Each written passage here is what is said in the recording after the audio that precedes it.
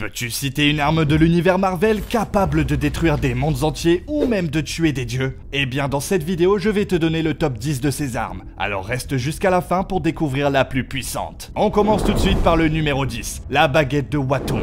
C'est un artefact mystique super stylé qui booste les capacités magiques. C'est comme donner un coup de turbo à tes compétences magiques. Cette baguette apparaît souvent dans les comics, surtout avec Doctor Strange, qui l'adore. Elle est apparue pour la première fois dans Strange Tales, numéro 128 en 1965. Les sorciers suprêmes l'utilisent souvent quand ils ont besoin d'un petit coup de pouce magique. Dans le Marvel Cinematic Universe, tu aperçois brièvement la baguette de Watum dans Doctor Strange. C'est l'un des nombreux objets magiques rangés dans le Sanctum Sanctorum, le QG ultime des sorciers. Tu te souviens de cette scène où Doctor Strange commence tout juste à découvrir les artefacts magiques? Oui, la baguette est tranquille dans le décor. Elle ne reçoit pas beaucoup d'attention, mais les vrais fans savent qu'elle est là, prête pour son moment de gloire. Donc si tu te plonges dans le monde de la magie, garde un œil sur cet outil puissant. On ne sait jamais quand tu pourrais avoir besoin d'un petit coup de boost magique.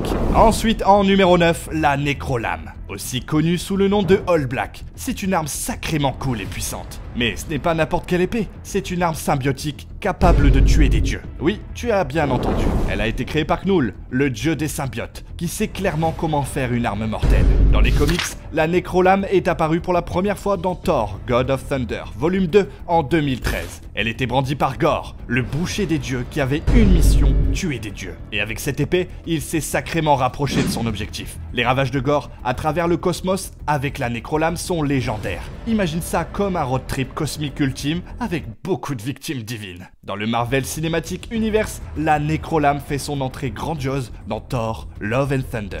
Elle sera mentionnée à travers Thor, interprétée par Christian Bale. Imagine le dieu du tonnerre face à un gars avec une arme capable de le tuer. En 8e position, nous avons le Darkhold. C'est un ancien livre super puissant rempli de sorts qu'on ne veut surtout pas voir tomber entre de mauvaises mains. Il regorge de magie noire et peut déformer la réalité et créer des réalités alternatives. En gros, si tu peux l'imaginer, le Darkhold peut probablement le réaliser, mais avec une grosse dose de fais gaffe à ce que tu souhaites. Dans les comics, le Darkhold existe depuis toujours, causant toutes sortes de problèmes. Il a été utilisé par divers utilisateurs de magie pour lancer des sorts assez intenses. C'est comme la feuille de triche ultime pour la magie noire. Le Darkhold a eu un rôle majeur dans la série WandaVision. Tu te souviens d'Agatha Harkness? Elle l'utilisait pour embrouiller Wanda. Et à la fin de la série, Wanda s'en empare. Cela entraîne des changements majeurs dans ses pouvoirs. Elle est déjà incroyablement puissante, mais avec le Darkhold, elle atteint un tout autre niveau. Quand on la revoit dans Doctor Strange in the Multiverse of Madness, elle plonge profondément dans sa magie noire. Et il est clair que le livre a une énorme influence sur ses actions. En 7e position de notre liste, Stormbreaker. C'est une hache badass forgée spécialement pour Thor, et elle a des caractéristiques impressionnantes comme la capacité de convoquer le Bifrost. Cela signifie que Thor peut se déplacer dans l'univers en un clin d'œil. C'est essentiellement l'outil ultime pour un dieu en déplacement.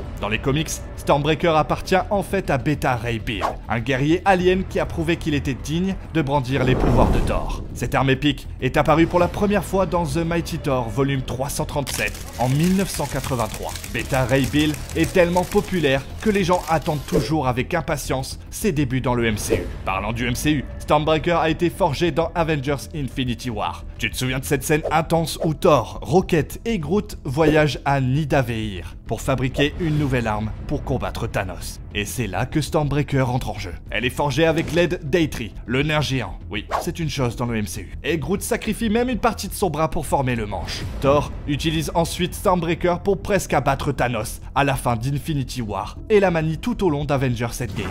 En plus, ça a l'air super cool quand Thor canalise la foudre à travers elle. En 6e position, nous avons les bracelets quantiques. Ce sont des bracelets incroyables qui donnent à celui qui les porte des pouvoirs incroyablement cool en contrôlant l'énergie quantique. Imagine pouvoir manipuler l'énergie, voler, créer des constructions et même obtenir une conscience cosmique. Ouais, c'est comme le couteau suisse des accessoires de super-héros. Dans les comics, les bracelets quantiques ont fait leur première apparition dans Captain Marvel, volume 29. Elles ont été une grande partie de l'univers Marvel depuis, principalement liées au héros Quasar. Quasar, alias Wendell Vaughn, est un champion cosmique qui utilise les bracelets quantiques pour protéger l'univers. Pense à lui comme le flic de l'espace de Marvel, avec une puissance de feu majeure. Ces bracelets permettent à Quasar de faire toutes sortes de choses folles. Il peut lancer des rafales d'énergie, créer des constructions de lumière solide, comme les constructions de Green Lantern, mais avec une touche Marvel, et même voler à des vitesses incroyables. De plus, la conscience cosmique qu'elle lui confère lui permet de détecter les perturbations dans l'univers, faisant de lui le gardien ultime contre les menaces cosmiques.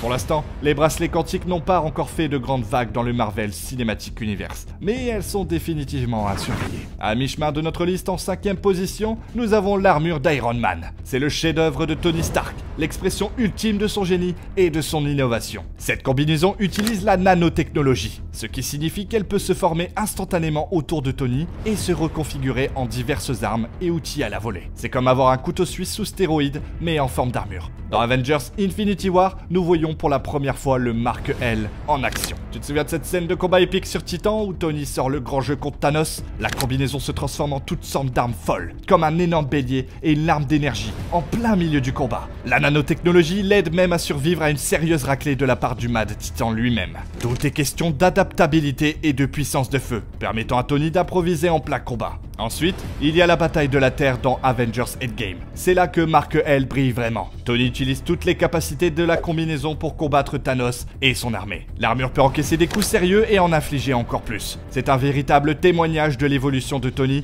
depuis cette première combinaison encombrante qu'il a construite dans une grotte. Et qui pourrait oublier le moment à la fois déchirant et iconique où Tony utilise les pierres d'infinité. La combinaison les intègre parfaitement, montrant à quel point le Mark L est avancé, même si cela coûte tout à Tony. En 4e position, nous avons l'épée d'ébène. C'est une épée maudite, brandie par le Chevalier Noir, et elle est aussi cool que ça en a l'air. Forgée à partir d'une météorite par nul autre que Merlin, cette épée possède des propriétés mystiques sérieuses. Ce n'est pas juste un bout de métal tranchant, elle est imprégnée de magie. Dans les comics, l'épée d'ébène est apparue pour la première fois dans Black Knight volume 1 en 1955. Cette épée est liée à la lignée du Chevalier Noir, et ce n'est pas n'importe quel héritage familial. Elle peut couper à travers presque tout, dévier la magie, et même accorder l'immortalité à celui qui la brandit. Mais il y a un hic, elle est maudite. Plus elle verse de sang, plus elle pousse son porteur vers la folie et la violence. C'est comme l'arme à double tranchant ultime au sens propre et figuré. L'épée d'ébène fait une apparition furtive dans la scène post-générique d'Eternals. On voit Dane Whitman, interprété par Kit Harington, se préparer à assumer son destin. Il est debout devant l'épée, clairement en train de réfléchir à s'il doit la prendre. Il y a même une voix mystérieuse, sous-entendant Blade, qui lui dit de s'assurer qu'il est prêt. Cette scène ouvre des perspectives énormes pour l'avenir, laissant entendre que Dane est sur le point d'endosser le rôle du Chevalier Noir.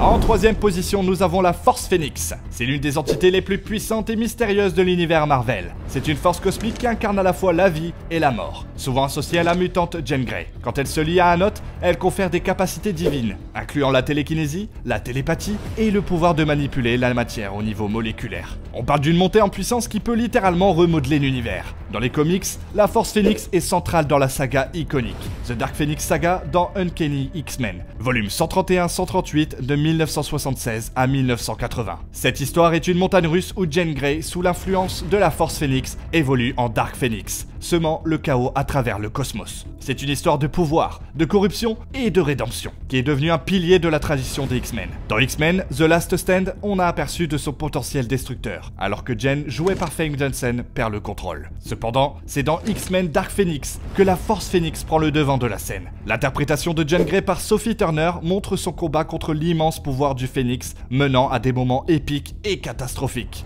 En 2e position, nous avons le gant de l'infini. C'est un artefact puissant conçu pour contenir les 6 pierres d'infinité, chacune régissant un aspect fondamental de l'univers. La quête pour rassembler ces pierres est une tâche monumentale, mais une fois accomplie, le gant confère à son porteur un pouvoir pratiquement illimité. Chaque pierre a ses propres capacités uniques. Quand elles sont combinées dans le gant de l'infini, ces pierres donnent au porteur un contrôle inégalé sur l'univers. Le moment le plus inoubliable impliquant le gant est le snap dans Avengers Infinity War, où Thanos, après avoir collecté les 6 pierres, éradique la moitié de toute vie dans l'univers d'un claquement de doigts. Cet événement choquant laisse les Avengers et les spectateurs stupéfaits, préparant le terrain pour la bataille acharnée visant à annuler le snap dans Avengers Endgame. Dans les comics, l'histoire du gant de l'infini est apparue pour la première fois dans une mini-série de 91, où Thanos collecte les pierres pour impressionner Mistress Death, menant à un chaos cosmique alors que héros et vilains se démènent pour l'arrêter. Et en première position, nous avons Mjolnir. C'est le marteau légendaire de Thor, forgé dans le cœur d'une étoile mourante, et c'est la clé de son pouvoir en tant que dieu du tonnerre. Ce n'est pas n'importe quel marteau, il est enchanté, ce qui signifie que seuls ceux qui sont jugés dignes peuvent la soulever. Cette arme emblématique est apparue pour la première fois dans Journey into Mystery, volume 83, en 1962, et elle fait partie intégrante de l'arsenal de Thor depuis. L'enchantement placé sur lui par Odin garantit que seuls les purs de cœur et forts de caractère peuvent la brandir. Cela a conduit à des moments intéressants dans les comics où d'autres personnages comme Captain America et Beta Ray Bill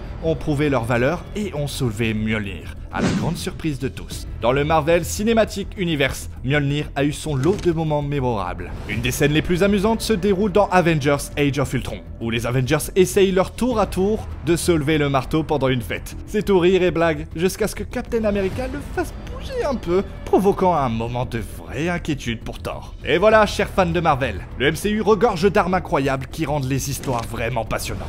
Quelle est votre arme Marvel préférée et pourquoi? Partagez vos pensées dans les commentaires ci-dessous. Vous êtes curieux de plus de contenu Marvel? Eh bien c'est le sujet de cette autre vidéo. Cliquez sur cette vidéo pour voir d'autres vidéos cool sur les Avengers. Cliquez!